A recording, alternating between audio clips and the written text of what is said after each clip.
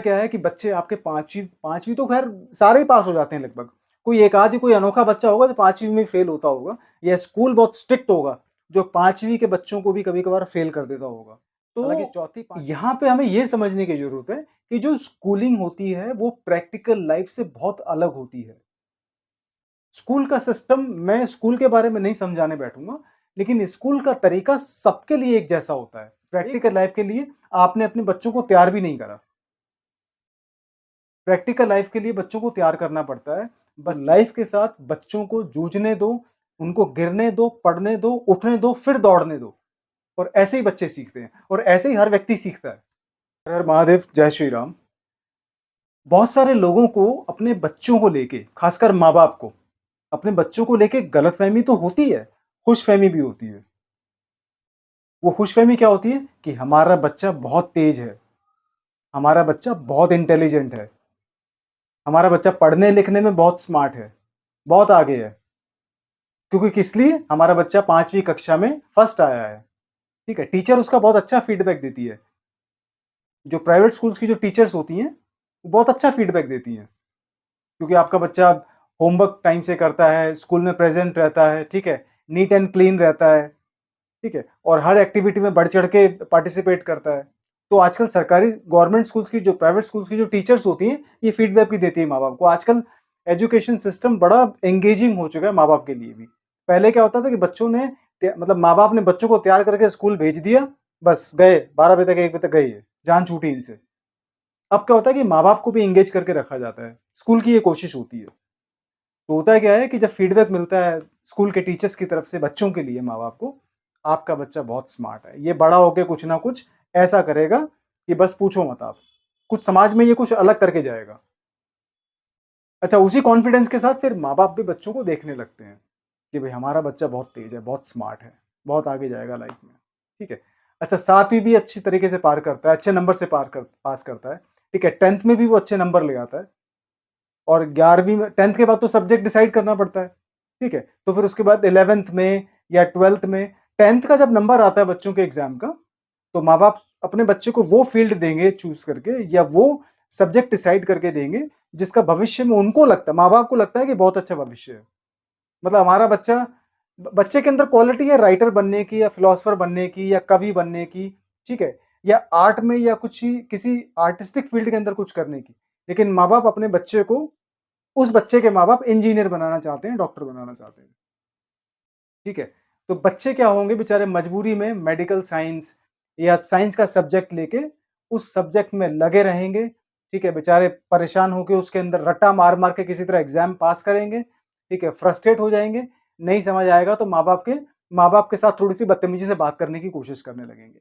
और माँ-बाप को लगेगा कि हमारा बच्चा हमारी सुनता नहीं है, पता नहीं क्या हो गया इसको 11वीं-12वीं में आके 5वीं 7वीं हाई स्कूल तक, प्राइमरी स्कूल तक तो बहुत अच्छे नंबर लाता था, लेकिन अब पता नहीं क्यों बुरे नंबर ला रहा है। अब पता नहीं इसकी बुद्धि कहाँ चली गई, पता नहीं कहाँ इसकी इंटेलिजेंस चली गई, इसकी स्मार्टनेस को क्या हो गया। तो होता क्या है कि बच्चे आपके 5वीं तो ख़ैर सारे ही पास हो जाते हैं लगभग। कोई एक आध ही कोई अनोखा बच्चा होगा जो 5वीं में फ़ेल होता होगा या स्कूल बहुत स्ट्रिक्ट होगा, जो 5वीं के बच्चों को भी कभी-कभार फ़ेल कर देता होगा।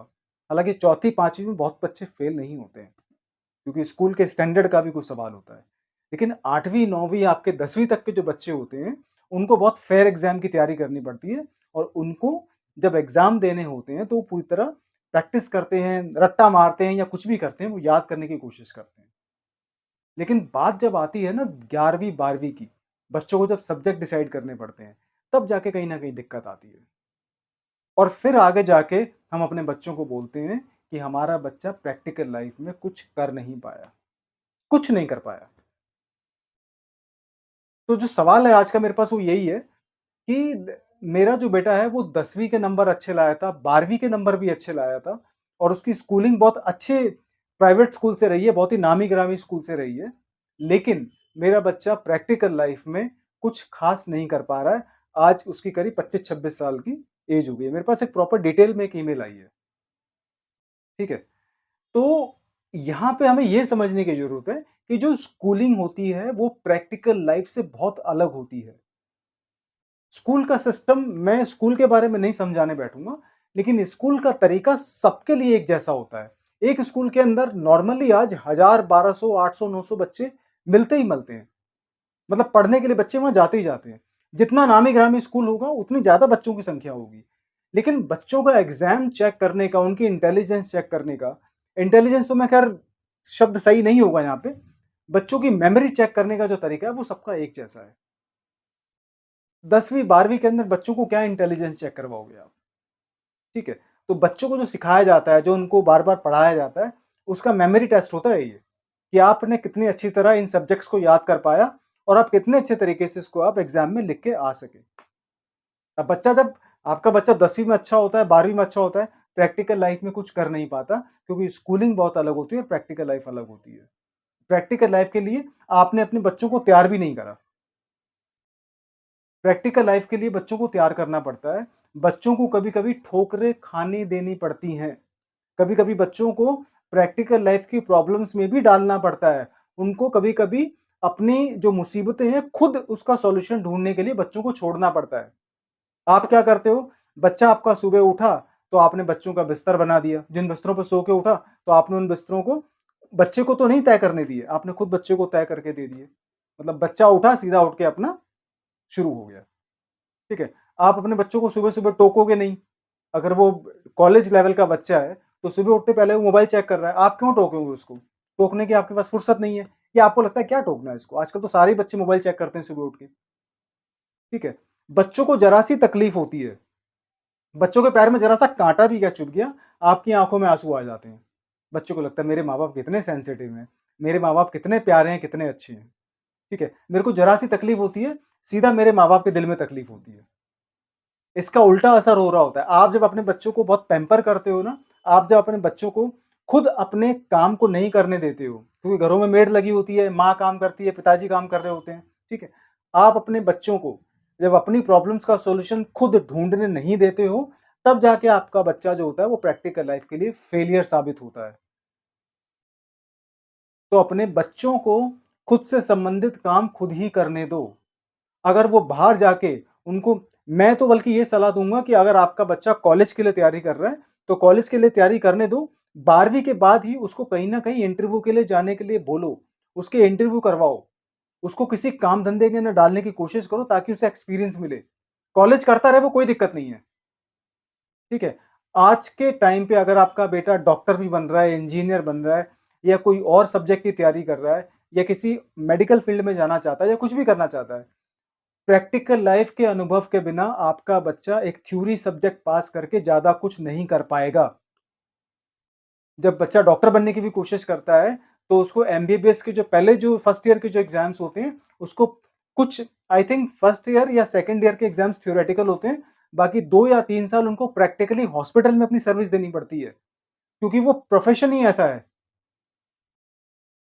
लेकिन आप अपने बच्चों को बिज़नेस में डालना चाहते हो, या नॉर्मल कोई प्रोफ़ेशन चूज़ करवाना चाहते हो, अरे भई उनको लाइफ़ की प्रॉब्लम्स तो हैंडल करने दो, उनको कहीं गिरने तो दो, उनको थोड़ा दुःख तो होने दो, उनको पेन तो फ़ील होने दो, उनको कहीं बाहर जाके शर्मिंदा तो होने दो, किसी के द्वारा उनके ऊपर उल्टे-सीधे इल्ज़ाम तो लगने दो, कि भई ठीक है, भई तू ऐसा है, तू वैसा है। आपके बच्चों को बाहर जाके समाज में कहीं इग्नोर तो होने दो, क्योंकि घर में तो बच्चों को खूब अटेंशन मिलती है। भाई-बहन हो गए, ठीक है, माता-पिता हो गए, चाचू हो गए, क्योंकि बच्चों का तो लाड़-प्यार वाला माहौल होता है ना घर के अंदर। बाहर जाके उसे कहीं न कहीं इग्नोर होने दो। लड़कियों के बीच में इग्नोर होने दो अगर आपका बेटा है तो। अगर बेटी है, तो कहीं लड़कों के बीच में उसे शर्मिंदा होने दो। शर्मिंदा उस लेवल का कि उसके अंदर कोई बदलाव आए, ठीक है?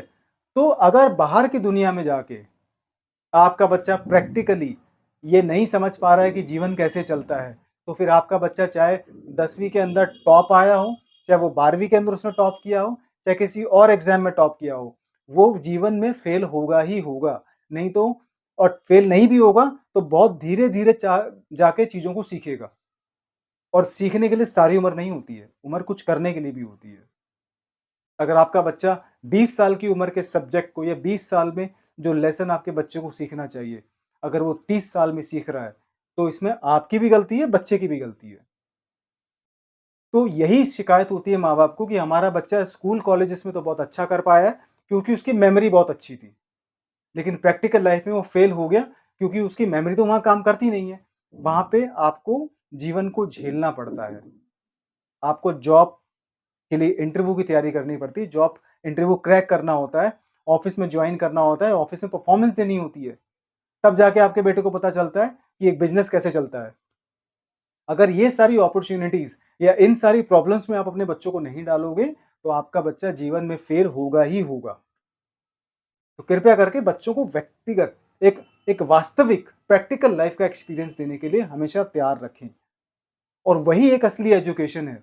मेरी नज़र में दुनिया की सबसे बेहतरीन जो यूनिवर्सिटी है, जो बेस्ट यूनिवर्सिटी है, वो है आपकी यूनिवर्सिटी ऑफ लाइफ़। ना तो लाइफ़ जैसी एजुकेशन आपको ऑक्सफोर्ड दे सकती है, ना इंडिया को कोई प्रीमियम इंस्टीट्यूशन दे सकता है, ना आपको दुनिया की कोई भी ऐसी यूनिवर्सिटी वो एजुकेशन या वो सबक नहीं सिखाएगी जो आपको लाइफ़ सिखाएगी। तो लाइफ़ के साथ बच्चों को जूझने दो, उनको गिरने दो, पड़ने दो, उठने दो, फिर दौड़ने दो और ऐसे ही बच्चे सीखते हैं और ऐसे ही हर व्यक्ति सीखता है। हर हर महादेव, जय श्री राम।